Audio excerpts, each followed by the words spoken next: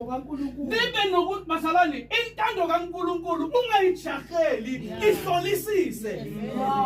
That is why most of you are saying Thomas was a doubter. Thomas was not a doubter. He said, Lord, if I can see. Yes. Basalani, between you and Thomas, you tomorrow, you will change the preaching of the gospel. You will even say, God, did you speak to me? Thomas, he says, I want to put my hand in the nails so that tomorrow, when things are bad, he will remember I put my hands in the nails. The man did not doubt.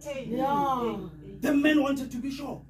But you just hear something kancane. So gijimile.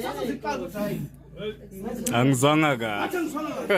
Bible says uhlolisise. Uhlolisise. Uhlolisise. Sathana uyakhuluma phela. Some of the people who are preachers today, they had God by chance.